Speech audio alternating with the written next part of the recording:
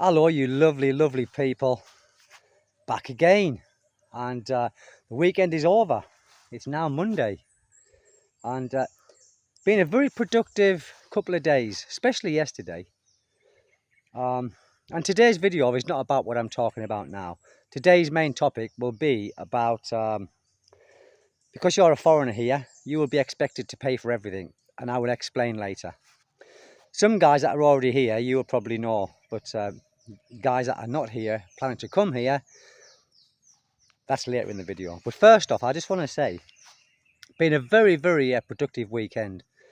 I had a lovely barbecue on the Saturday with some Filipino friends, and great. It went in, we stopped singing on the videoke at about 10 o'clock in the evening, but we started early.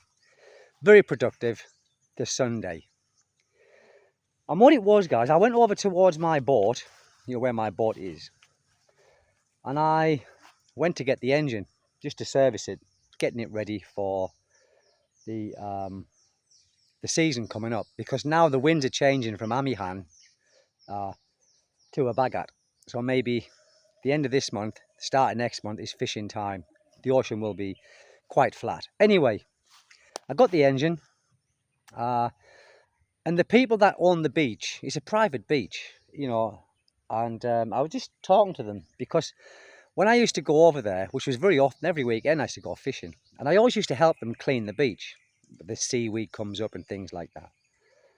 And it's been about 3 months since I've been there, and they said, Stephen, where have you been? A long time no see. And said, yeah, the weather's not been too good to get over here and things like that.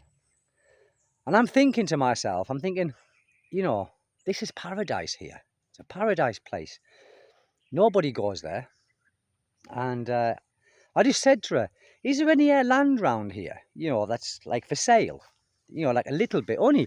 And I'm just talking like 50 square meters just to put a little Bai-Hai Korbo on the beach. So I don't have to keep traveling backwards and forwards at the weekends when I want to go fishing. So she says, no, she says, we've got 5 hectares here, but she says, we aren't going to sell it. And she says, why? And I said, I'm just thinking, I says, because it's a long drive over here. And when you've done a day's fishing and you're driving back, it can be quite tiring. So she says, do you want a little Bai-Hai Korbo to? I said, well, that's what I'm looking for. But I said, here is very expensive. It's too expensive here. He says, come with me. What? And she took me, and I'd never been to this place. I didn't even know it existed. And it was at the end of this little beach where my boat is, maybe 200 yards. And this little, like, tiny walkway down these little rocks. It didn't take, it's maybe 20 yards down these rocks. Easy walking. And she said, what do you think of this? And I was like, whoa. And it's like a little private, out-of-the-way beach, white sand. And I said, this is beautiful. And she says, do you want it? I said, what? And she says, well, you're not to sell, but she says, we never use this and we never will use it. She says, we've had this for over 40 years. And her son was there as well. And like, her son's a nice guy. And he said, Stephen, if you want to use this, if you want to build a little Bai-Hai Korbo here, he said, by all means. I said, are you serious? And they said, yeah, we can't use it. And I was kind of taken aback. So I said, what about the electric? And she said, well, you can do like a series from my house. So it would only be a light and a socket. Because I wouldn't live there. It's only for weekends, like almost like a holiday house, if you like. Like a rest house. Totally made of timber. Only small. One room with a little terrace. And it's right on the beach. And I said, well, how far does the water come up? And they've been there for for many years. And she said, well, here is protected because of this. They call it a punta. And a punta it's like where it goes out into the ocean and it's protected. And she says, she says, you could bring your boat round here and you never have to take it out of the water. She says, it never gets bad, even during the storms. And I'm kind of like flabbergasted.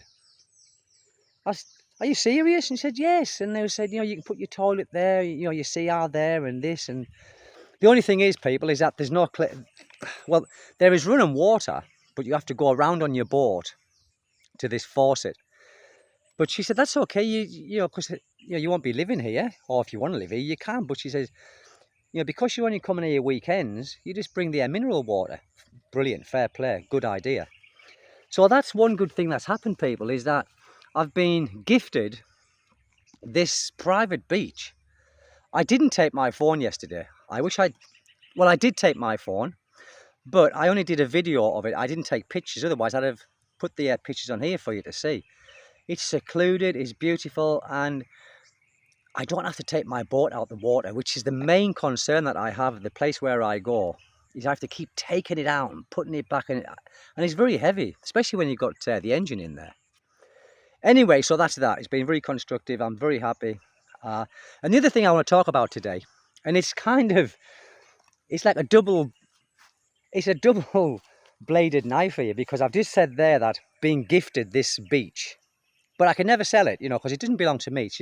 She's given me the use of this beach. I can put a house there. So it doesn't belong to me. It's just she's given it to me for as long as I want. Now, this is like a double-edged thing, because I'm just going to talk about, when you come to the Philippines as a foreigner, and you could be with a woman who you meet here, or you could be with friends, Filipino. I'm talking Filipino friends here. And, when you go out for a drink, generally speaking, you will be expected to pay. And you might not think this, you might not think it, but you will be. And also, there was a time that I was involved here, and it wasn't with my wife here. This was the first time I came. And the first lady I was with, so this has gone back 10 years ago. And this is a true story. So we arranged, when I got here, to go out for a meal and everything like that. Brilliant. What I didn't know was when we went, we met, all that, and we went, and then I met her family. This was 10 years ago. This was someone else. It was a nightmare woman and a nightmare family. And what happened, we went for a meal. So did about 30 of her family members. I'm thinking, these people are coming in. Who are all these people? And she's always, it's my family. And I'm thinking, whoa, I wasn't expecting all this. They came eating all of this, eating all of that. And who paid for the bill? Stephen did. And I thought, I'm never getting caught for that again. I'm never getting caught for that. It's expected, people. It's expected. Another time, which didn't involve all of these people, but and this was it was just before COVID. This time I'm going to talk about. And I took my bike, to get fixed. And there was one of these private army, which the governors employ, the private soldiers who work for the governor or the mayors or something like that.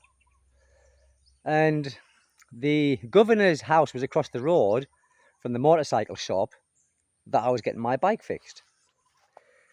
In fact, the bike shop was owned by the governor, which I later found out. Anyway, I got talking to the guy, and he's a great guy. He's like, he's sat down with his rifle, and, we got on very well from the very beginning. And I said, look, I'm going out tonight. I said, like in Dipolog for a few beers, do you want to join me? And he said, Stephen, I'd love to, but he said, I've got no money. This guy. I said, that's okay. I said, I'm treating you. I said, it's my invitation. I said, I'm treating you. Really? I said, yes. Get yourself. And I said where I'd meet him. And it was in this resto bar called BRB, actually, in Dipolog City. I said, I'll be there at 8 o'clock. Make sure you're there. I said, don't worry about money. I said, I will, buy her a few beers, no problem. Anyway, he turned up with about 8 of his friends. 8 of his friends. And, of course, they didn't have no money either. So, went out, had a few beers, and it was a good night. But I'm trying to get at, when you invite people for a beer here, Filipinos, generally, you'll be the one who foots the bill. And of course, they're always hungry. So, at the end of the drinking night or in between, they want palutan, something to eat. So they will say, oh, this, that, and they will order food. Again, it's you that pays for it. Honest to God. Honest.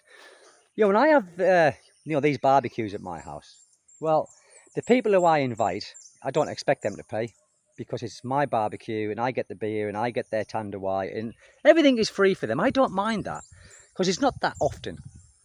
But especially if you're coming to meet a girl here, if you're coming to meet a girl in the Philippines for the first time and you meet, she will want to bring her family for a meal. And that, I can almost guarantee that. So be expected, people. Being a foreigner, you will be expected to foot the bill here in the Philippines. You will be expected to buy this and buy that, and because many Filipinos, and I'm not talking all, not by any standards. I know some really wealthy Filipinos here, and they pay their way. In fact, they buy me beer sometimes. No, Steve, I'll buy that. You stay where you are.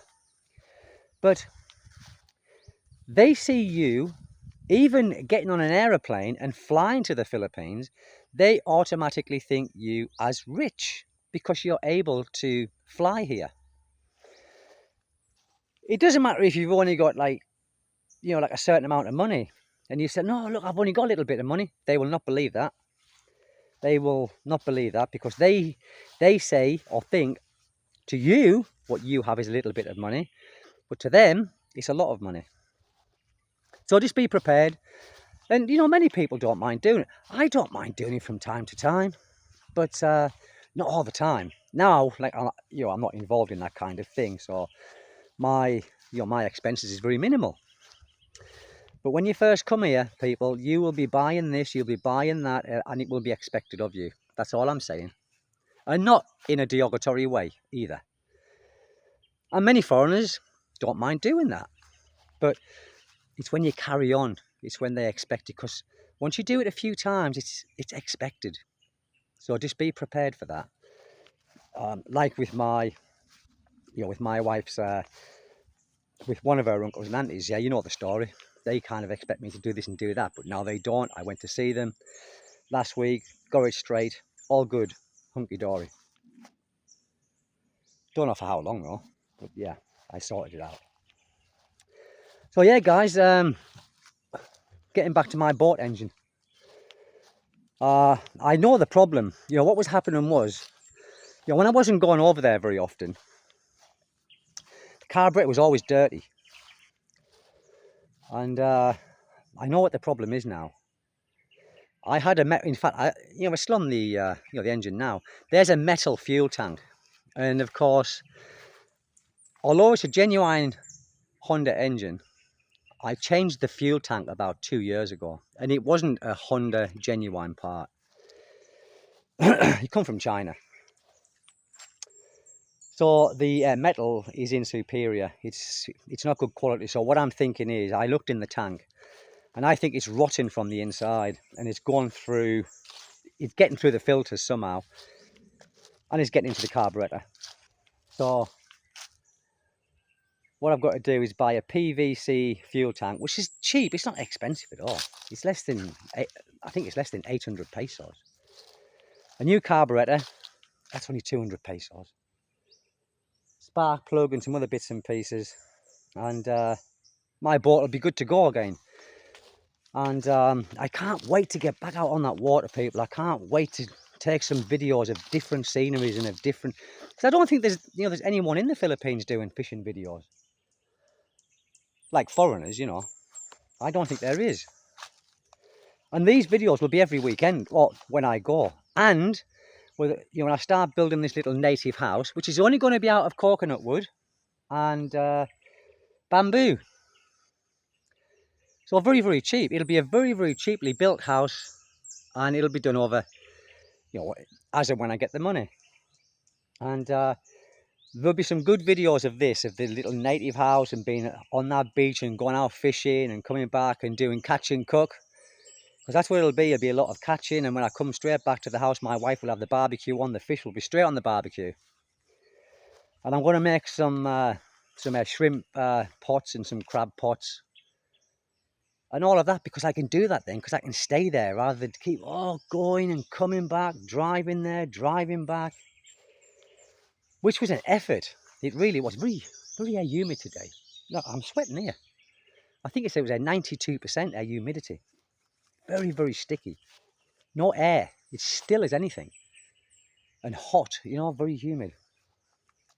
So yes, guys, that's it. It's just a very quick video about, you know, my productive weekend and being gifted this bit of land, although it's never going to belong to me, but I can stay there as long as I want. I build the house, stay there, and it's my own private beach. No one goes there. As she said, no one ever goes there, Stephen, because no one knows about it. And if you're there, the people that do know about it will keep off it because they will know that, you know, that I've gifted it to you.